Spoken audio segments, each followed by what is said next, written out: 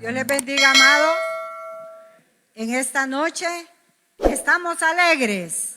Estamos alegres porque estamos en la casa de Dios y quiero darles una cordial bienvenida a cada uno de ustedes. Quiero decirles que el día de ayer en la reunión nos predicaba el hermano Christopher y hablaba de ese versículo que dice: no dejando de congregarnos como algunos la tienen por costumbre, cuanto más que aquel día se acerca. Nos gozábamos escuchando esa palabra del Señor y qué bueno porque usted no se ha quedado en la casa, está aquí, hermanos, para que nos gocemos, para que siempre, hermanos, aprendamos algo de la palabra del Señor. Así es que yo agradezco a Él por este privilegio que me da. El domingo el hermano Elías me decía que si predicaba este día, y a mí no me gusta decir que no. Así es que yo les invito a que se pongan de pie, abran sus Biblias en el libro Primera de Pedro. Vamos a leer en el capítulo 5, versos 10 y 11 para la gloria del Señor. Aleluya. Primera de Pedro, capítulo 5, versos 10 y 11 para la gloria del Señor. Cuando lo hayan encontrado, pueden glorificar al Señor con un amén. Aleluya. Les estoy esperando para que todos juntos leamos la palabra del Señor. Y dice así: honrando al Padre, al Hijo y su Espíritu Santo. Mas el Dios de toda gracia, que nos llamó a su gloria eterna en Jesucristo, después que hayáis padecido un poco de tiempo, Él mismo os perfeccione, afirme, fortalezca y establezca. A Él sea la gloria y el imperio por los siglos de los siglos. Amén. Aleluya. Bendito sea el nombre del Señor. Hemos querido ponerle ese tema: el Dios de toda gracia.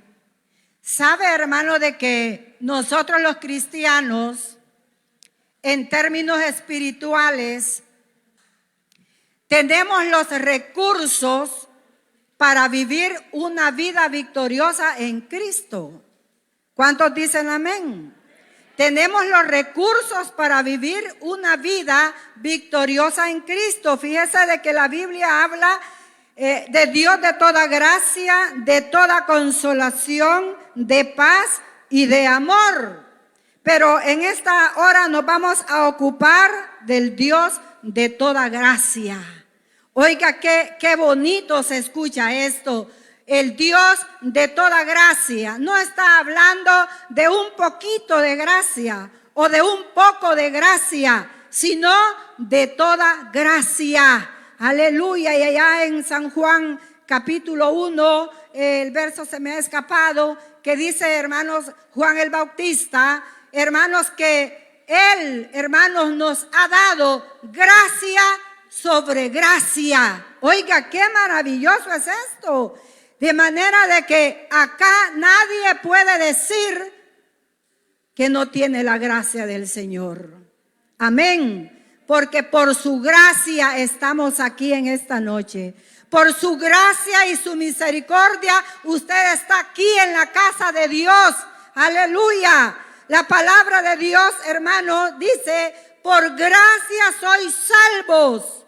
Y esto no de vosotros, porque es un don de Dios, es un regalo de Dios. Y bueno, la Biblia tiene tantos pasajes que hablan de esa gracia que es tan grande y que es tan poderosa y que se ha manifestado en cada uno de nosotros. Pedro comienza dándole a Dios un nombre que hasta allí no tenía él. Saben de que en la Biblia encontramos los muchos nombres que se le dan a Dios, que se le aplican a Dios, que tiene Dios. Pero yo me preguntaba, ¿por qué Pedro le da este nombre, hermanos, a Dios, el Dios de toda gracia? Porque él había experimentado la gracia de Él en su vida. Todos conocemos la vida del apóstol Pedro. Era un hombre, hermanos, bien presuroso para hablar. Era un hombre, bueno, hermanos, de que quería andar en todo y de un carácter bastante fuerte. En cierta ocasión le dijo Jesús: Pedro, Satanás te ha pedido para zarandearte, pero yo he orado por ti. Oiga, qué maravilloso. ¿No creen que esa es una gracia de Dios tan grande? Aleluya. Jesucristo, el Hijo de Dios, orando por Pedro. ¿No creen que él tenía fuertes motivos para decir: el Dios de toda gracia? Aleluya.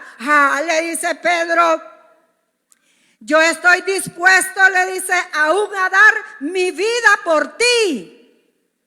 Y le dice el Señor: Pedro, le dice, antes que el gallo cante 3 veces me vas a negar.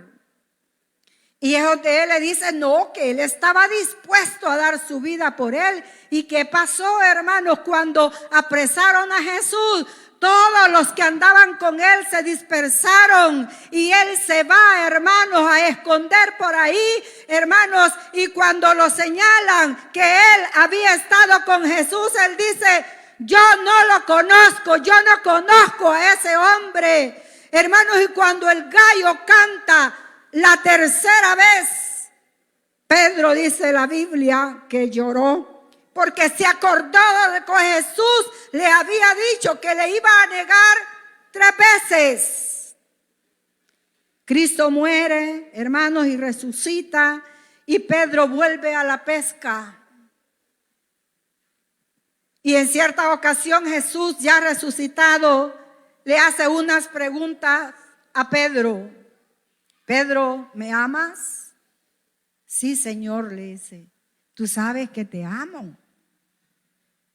Y le dice: Pedro, ¿me amas por segunda vez? Señor, tú sabes que te amo. Pacienta mis corderos.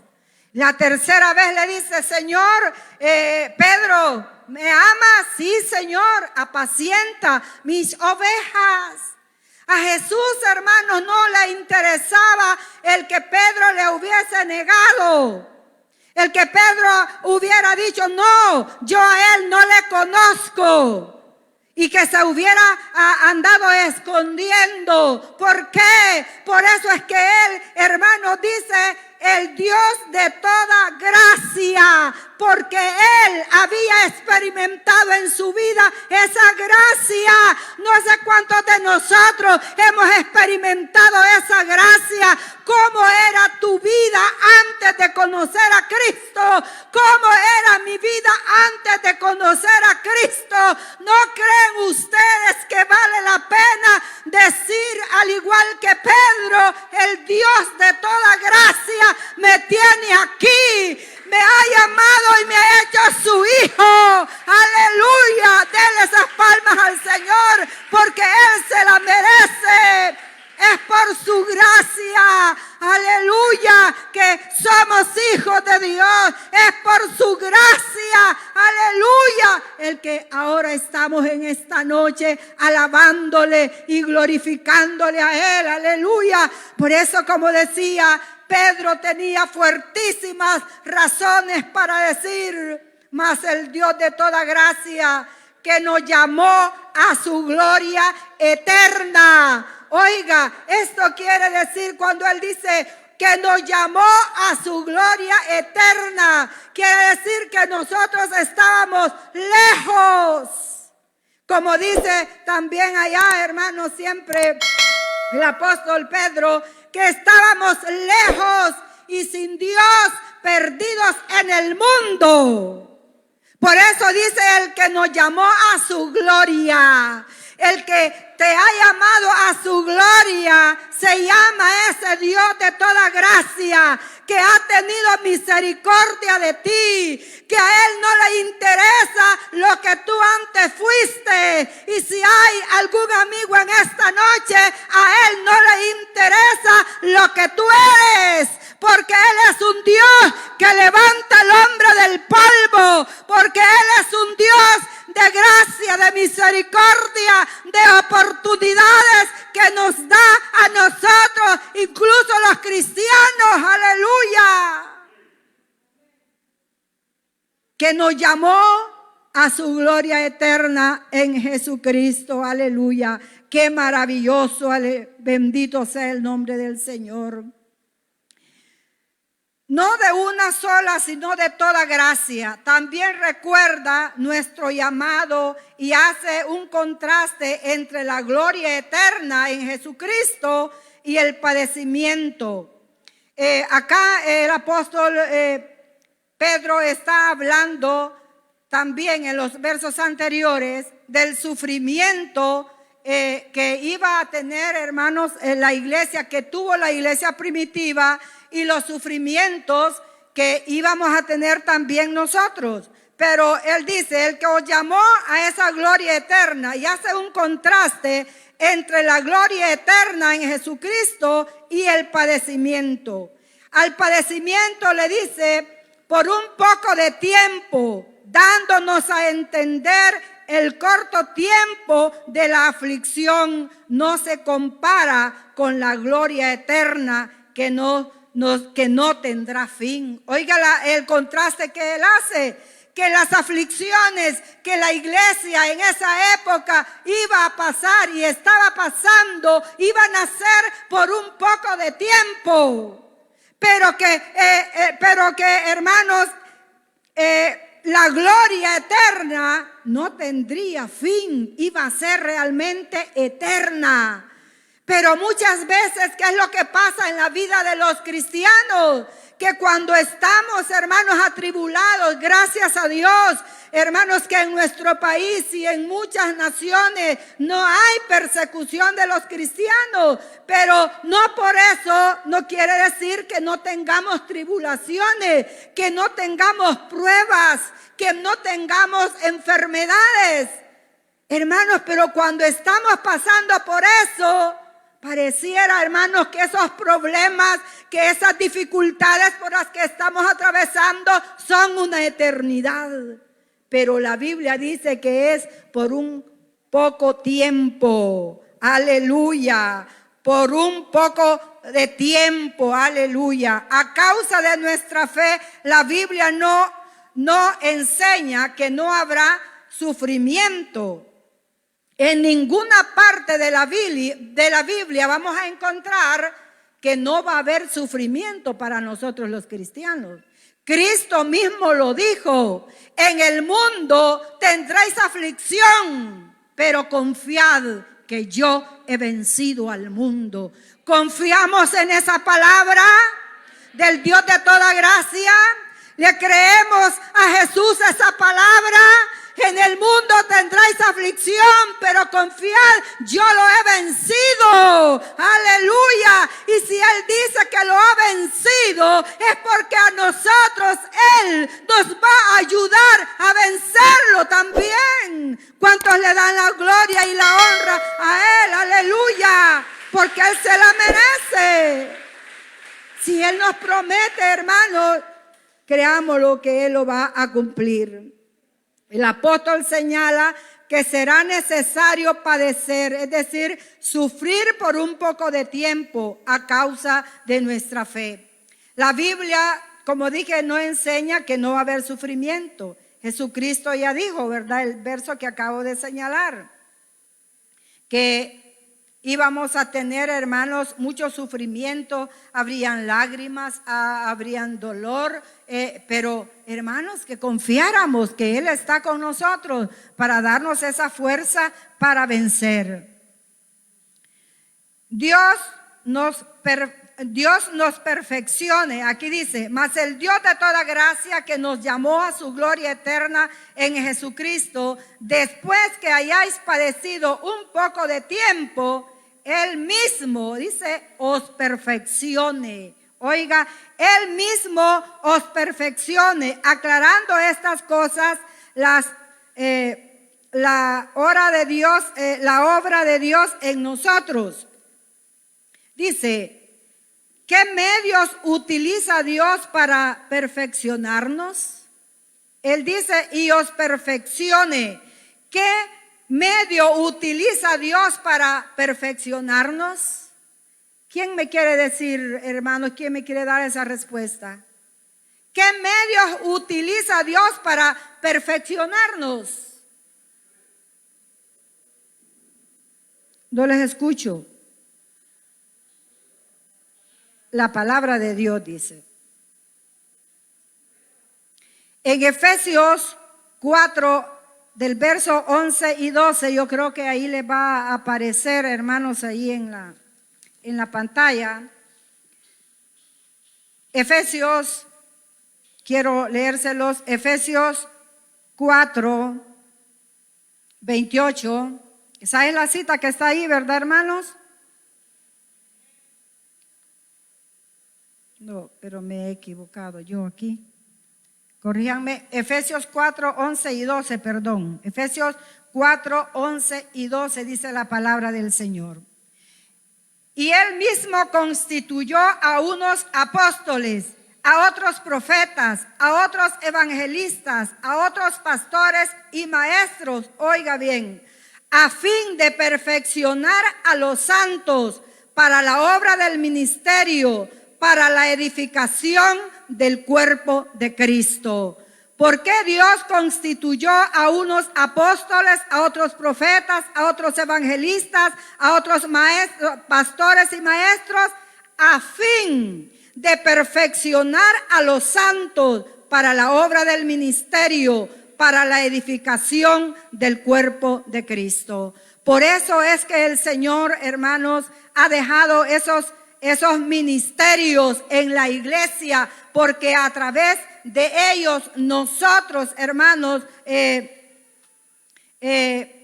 somos perfeccionados, porque estamos aprendiendo, hermanos, más del Señor. Bendito sea su nombre. Dice, esos son los ministerios de la iglesia. Los apóstoles, profetas, evangelistas, pastores, maestros, están puestos para perfeccionar a los santos, no solamente para predicar un gran sermón. Aquí la palabra perfeccionar, hermanos, hay una palabra para perfeccionar que es esta, catartismo, que significa concertar, ordenar,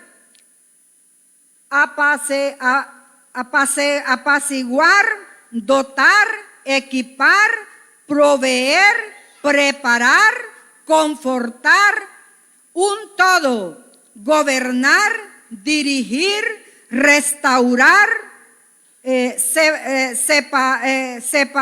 separar, poner en su lugar, asociar, porque Él, hermanos, tenemos una tarea. Todo eso significa, hermanos, esa palabra. De manera que todo esto es, hermanos, para que todo el cuerpo del Señor estemos unidos y estemos preparados para servirle, hermanos, al Señor. El cristiano que va perfeccionándose es aquel cuya relación se van sanando. Oiga, el cristiano que se va perfeccionando es aquel cuyas relaciones se van sanando, uniéndose con otros, con un propósito determinado.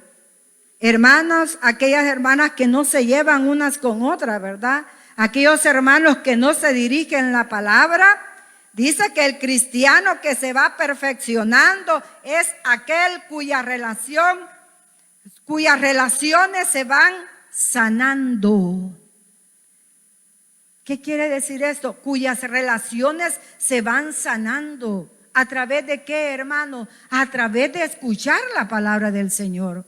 Usted todo el tiempo no puede vivir con raíces de amargura. Usted todo el tiempo no puede pasar sin darle la mano. Bueno, hoy no podemos dar la mano sin saludar a la hermana, sin saludar al hermano, porque el hermano a mí poco me cae bien. No es que con esa hermanita yo casi no me llevo. El cristiano que se va perfeccionando es aquel cuyas relaciones se van sanando. Aleluya. Bendito sea el nombre del Señor. Cada vez que usted venga aquí a la casa de Dios y escuche su palabra, tratemos, hermanos, de ser mejores cristianos. Atesoremos la palabra de Dios, y aquello que a nosotros nos parece que fuerte, que dura está esa palabra, es porque Dios quiere sanarnos, hermanos, aleluya. Es porque Dios quiere que cambiemos, es porque Dios quiere que mejoremos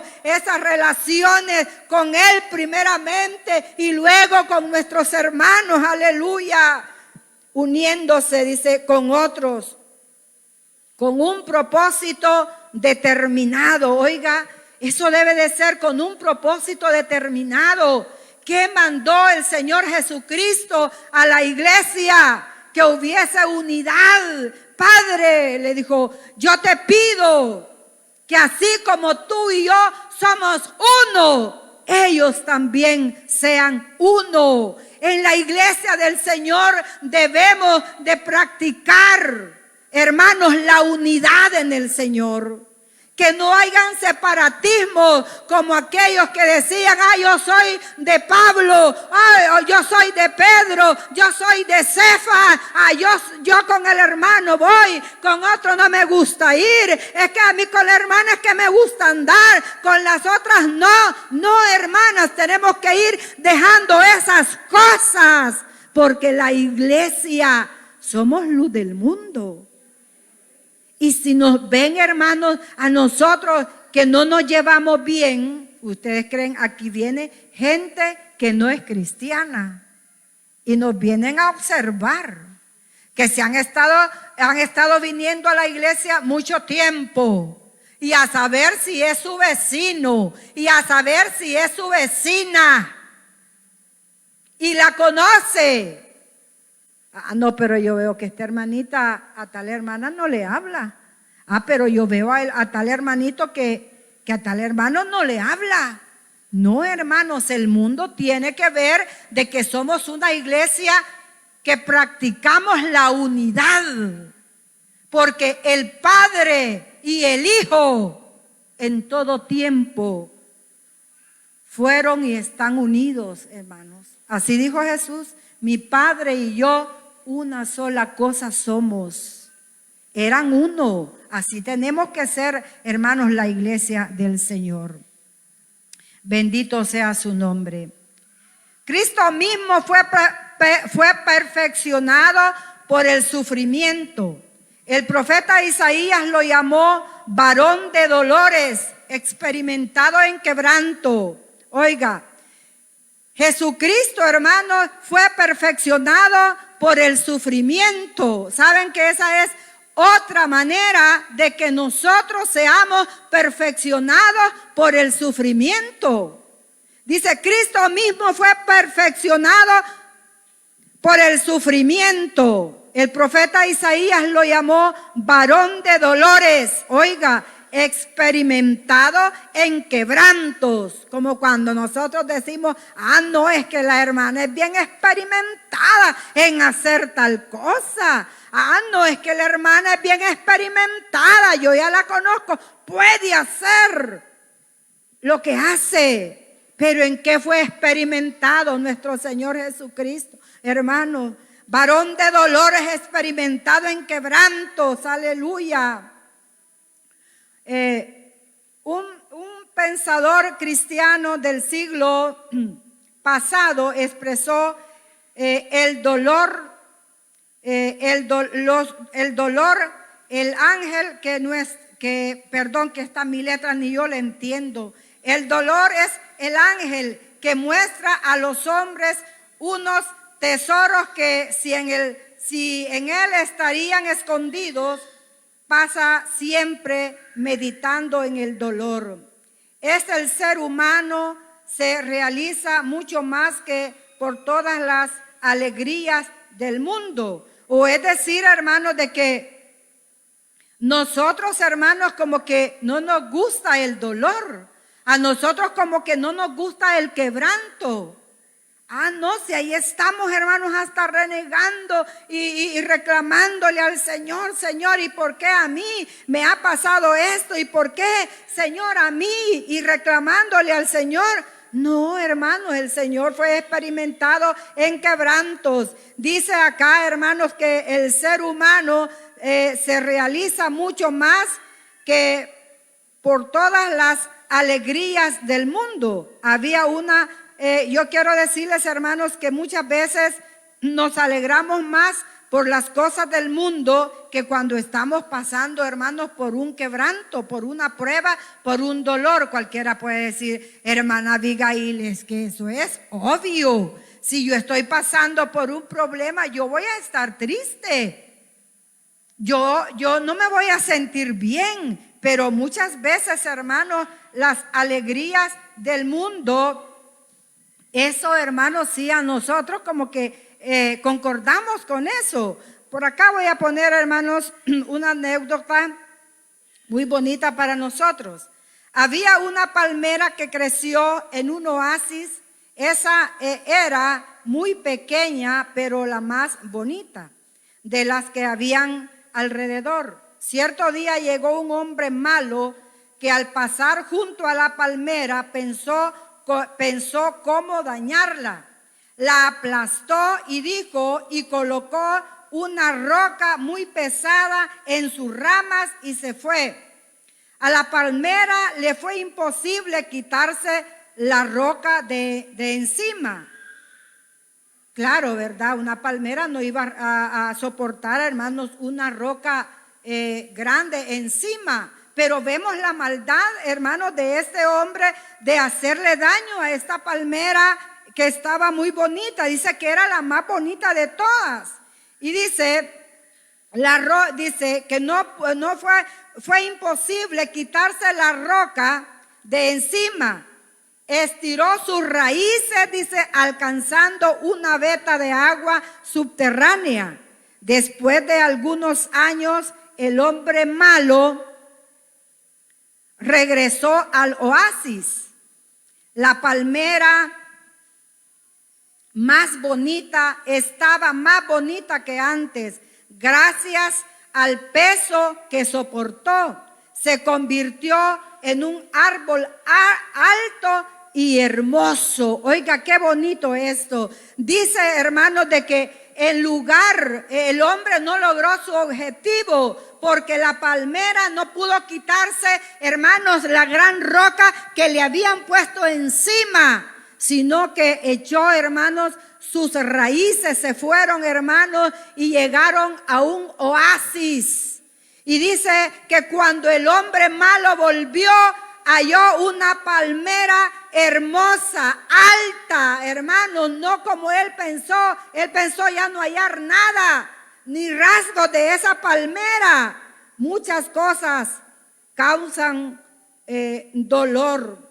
La pérdida de un ser querido, de un trabajo, la rebeldía y necedad de los hijos, las injusticias.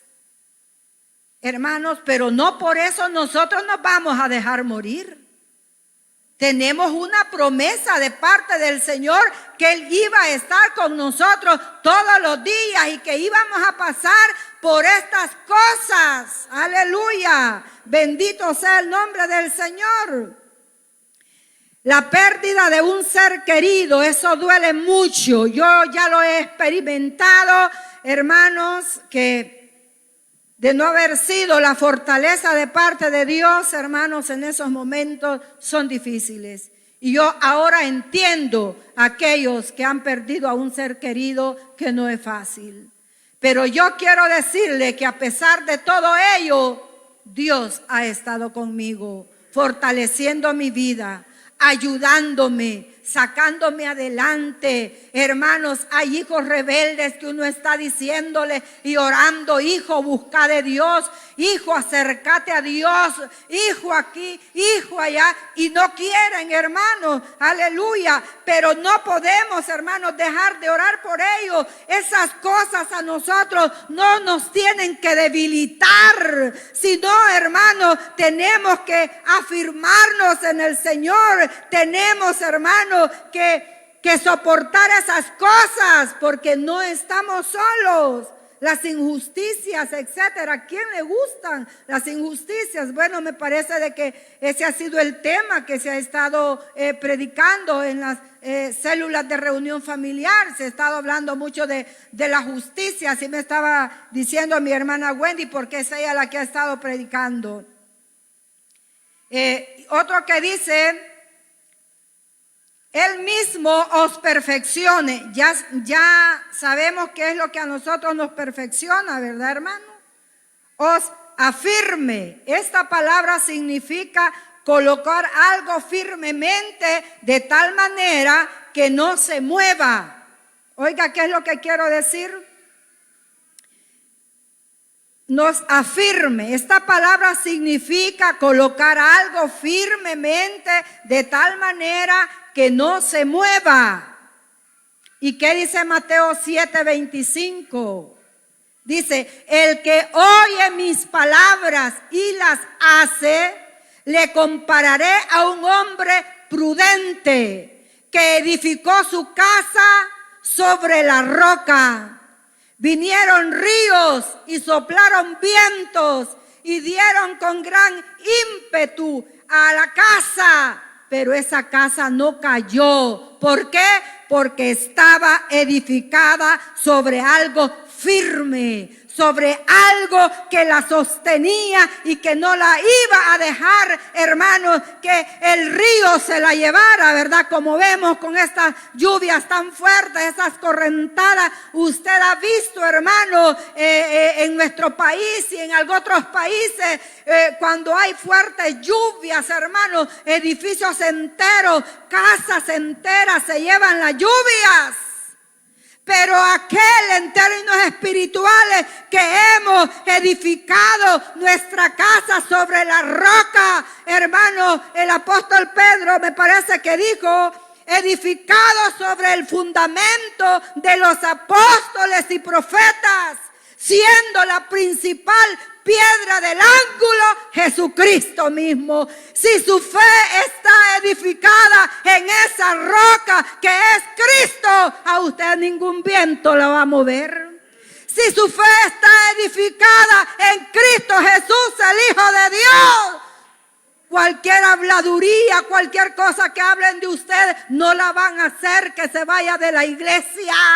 Va a estar aquí, porque usted va a decir: yo mi fe la tengo en Cristo, yo he creído en Cristo, mi fe la tengo fundada en esa roca inconmovible de los siglos, y a mí nadie me aparta de la gracia de Jesucristo, el Hijo de Dios.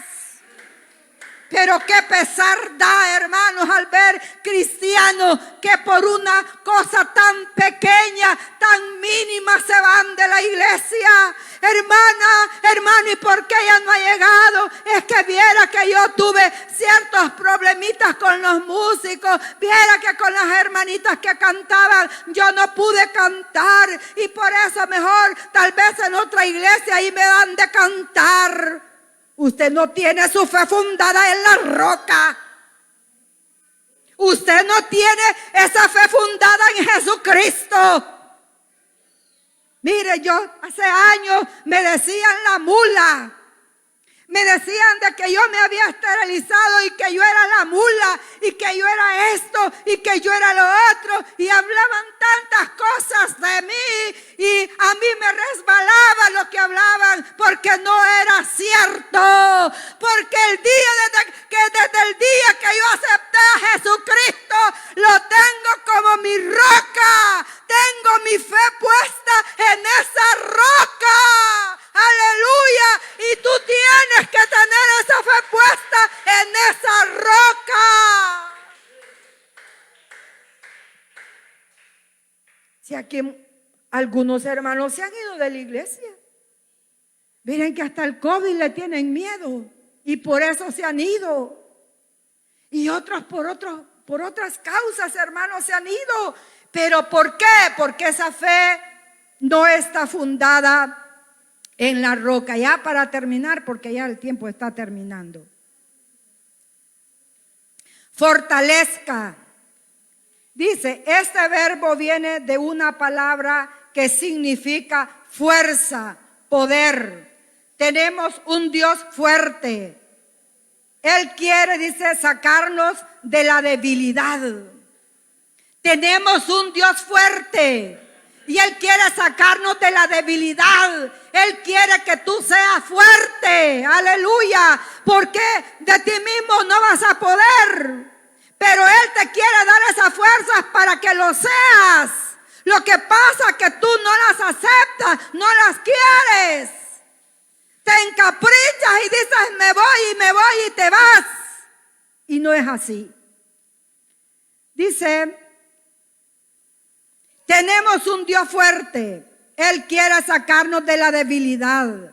Algunos ven en esta palabra la figura de los castillos antiguos. Oiga, algunos ven en esta palabra la figura de los castillos antiguos que resistían todo tipo de ataques porque eran verdaderas fortalezas. Mire, cuando se va a algún lugar y se ve un castillo antiguo, yo quiero decirle que eso hasta atrae más turistas a ese lugar donde está ese castillo. Cuando el guía, hermanos, les dice cuántos años tiene ese castillo y cuántos, hermanos, ataques ha sufrido y que tiene cientos de años y que está, hermanos, en pie ese castillo, la gente dice, wow, esta sí que es una verdadera fortaleza. Son fortalezas, ¿por qué? Porque han, hermanos, soportado ataques de países vecinos. Y ahí están, hermanos, ni los terremotos los han botado. Ahí están firmes, aleluya. ¿Por qué? Dice, porque son verdaderas fortalezas. Amada hermana y amado hermano, Dios quiere que tú seas una verdadera fortaleza, similar a esos castillos que están todavía en pie, que no los ha botado nadie, que han sido atacadas. No sé cómo ha sido atacada tu vida por el enemigo. No sé de qué manera te está atacando el enemigo tu vida, pero el Señor te dice en esta noche que tú tienes que ser una fortaleza, porque Cristo dijo, fortaleceos en el Señor y en el poder de su fuerza. Así dice la palabra de Dios, fortaleceos en el Señor y en el poder de su fuerza.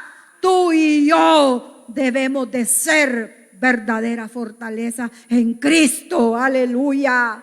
Porque Él, hermanos, es el que nos va a ayudar, porque Él es el que nos va, hermanos, a sacar adelante, aleluya. Quisiera seguir hablando más, pero ya no tengo tiempo. Pero solo acuérdate que tus raíces tienen que estar bien profundas, que tu cimiento tiene que estar sobre una roca, no sobre la arena, porque el insensato es el que siembra, es el que edifica sobre la arena.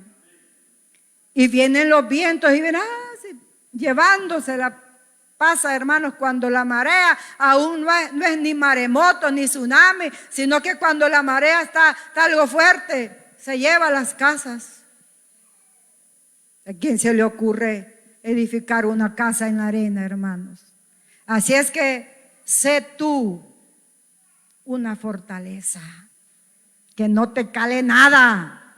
A esos castillos, hermanos, los ataques que recibían eran fuertes, hermanos, eran fuertes. Ya para terminar, cuando fuimos a Israel, ese muro de los lamentos, hermano, ¿usted cree que era una pared así, bien delgadita? No, hermano, yo me admiré cuando vi el muro de las lamentaciones. Eran muros adyacentes al templo, hermanos, y se veían los hoyos de los ataques de los romanos.